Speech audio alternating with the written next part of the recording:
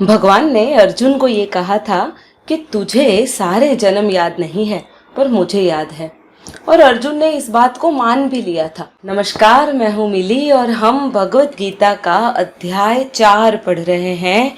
मेरे ख्याल से ये सबसे ज्यादा इम्पोर्टेंट अध्याय अभी तक मेरे लिए साबित हुआ है और मुझे आशा है कि आपके लिए भी बहुत ज्यादा इम्पोर्टेंट रहा होगा। तो आइए आज हम श्लोक नंबर 5 अध्याय 4 भगवत गीता का देखते हैं। सबसे पहले उसका हिंदी में अनुवाद देखेंगे और उसके बाद मैं उसको लेकर क्या समझती हूँ मैं वो आपसे शेयर करूंगी। अध्याय 4 का श्लोक 5वां है।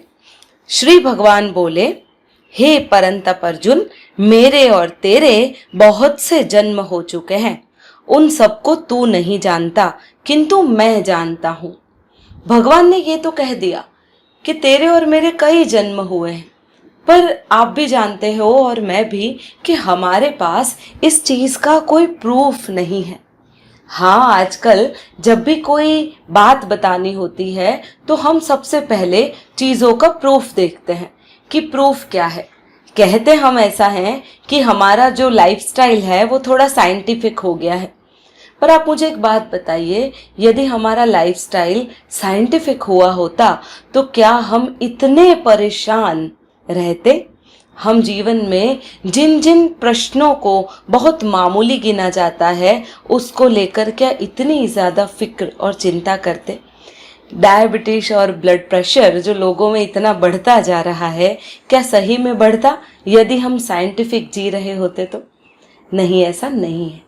तो आइए अब मैं इस मंत्र को क्या समझती हूँ, मेरे लिए इसका अर्थ क्या है वह जानते हैं। हमने अक्सर ये देखा है कि जो हम चीजें समझते नहीं हैं या देखते नहीं हैं, हम ये कह देते हैं कि उन चीजों का अस्तित्व नहीं है। सीधी सी बात है, किसी भी चीज को नकार देना बहुत आसान होता है, पर जैसे जैसे हमें जिन जिन चीज़ों के बारे में पता चलता जाता है हम उन चीज़ों को एक्सेप्ट करते जाते हैं। हाल ही में कुछ वीडियो वगैरह देखे थे मैंने स्क्रॉल करते हुए। उसमें एक लड़की है जो ये बोलती है कि मैं पहले ईश्वर में मानती नहीं थी, पर जब उसे कोई तकलीफ आई और उस तकलीफ में से वो बाहर निकल आई तब से वो ईश्वर को मानने लगी। पर मेरा ये कहना है कि आप ईश्वर को मानो ना मानो कोई फर्क नहीं पड़ता, ईश्वर को तो कभी भी नहीं पड़ता है। पर हाँ, यदि आप उसको जानते नहीं हो, उस ईश्वर को समझते नहीं हो तो अवश्य आपको फर्क पड़ेगा। चलिए एक और एग्जाम्पल देती हूँ। आपकी उम्र शायद 20, 25, 30 या 40 साल या शायद उससे भी ज्यादा होगी, ठीक है, मुझे नहीं पता आप कितनी उम्र के हैं। यदि मैं आपसे ये पूछूं कि कल आपने क्या क्या किया था तो आप बहुत आसानी से बता सकते हो।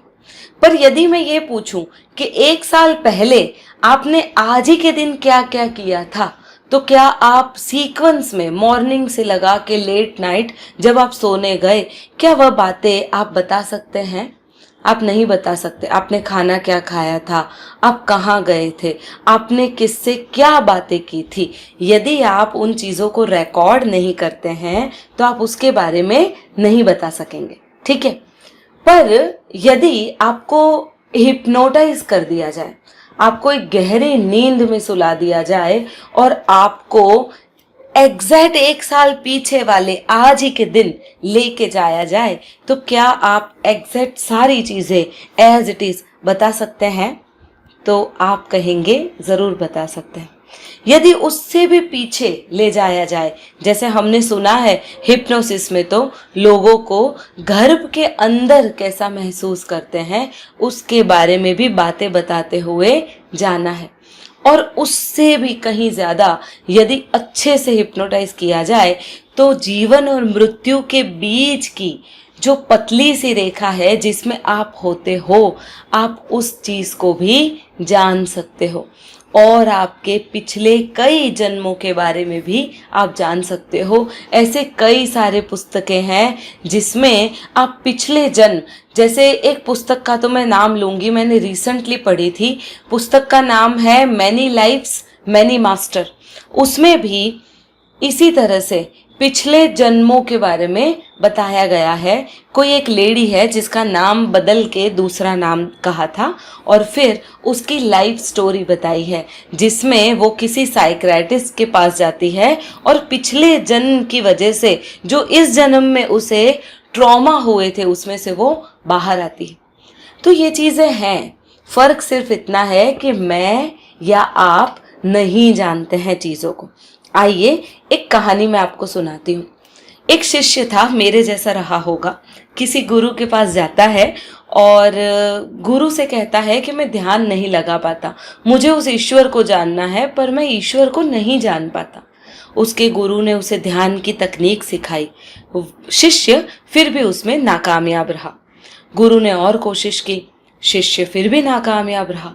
तंग आकर गुरु ने कह दिया, जब तक तुम मरोगे नहीं ना तब तक तुम नहीं सीखने वाले हो।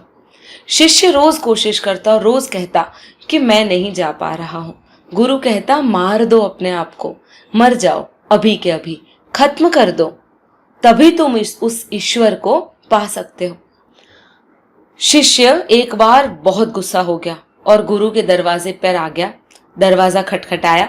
जैसे ही गुरु ने दरवाजा खोला, शिष्य वहां पर बेहोश होकर गिर गया। गुरुदेव उसके पास आए और कहा, क्या सही में तुझे तेरे ही उस प्रश्न का उत्तर मिला? क्या तुझे ईश्वर मिल गया?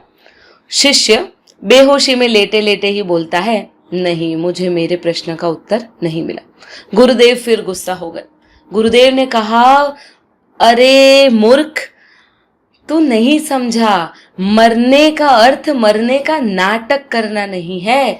मरने का अर्थ है अपने अहंकार को इस तरह से विलीन करना कि जो तुम्हें इस प्रकृति से जोड़ दे। तुम्हारे और इस प्रकृति के बीच में सिर्फ तुम्हारा अहंकार, तुम्हारी सेल्फ, मैं हूं, यह थॉट ही है जो तुम्हें इस प्रकृति से अलग करती है। तुम यदि बीच में से इस अहंकार को निकालने की कोशिश करते रहो बारंबार, तभी तुम इस प्रकृति को, इस ईश्वर को, इस कॉस्मिक डांस को जान पाओगे। आपको पता है ये कहानी हमारे श्लोक के साथ कितनी रिलेवेंट है?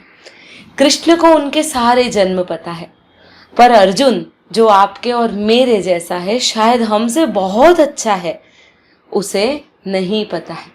क्यों? क्योंकि हमारे अर्जुन के और इस प्रकृति के बीच में हमारा अहंकार, हमारा मैं होना आ जाता है। जब तक हम इस मैं होने को नहीं छोड़ेंगे, तब तक इस प्रकृति में नहीं जान पाएंगे कि ईश्वर कहाँ है और ईश्वर क्या है। तो मित्रों, यदि आपको मेरा चैनल पसंद आया हो तो कृपया सब्सक्राइब कर दीजिए, लाइक कीजिए और अपने बच्चों को भगवत गीता अवश्य सुनाइएगा।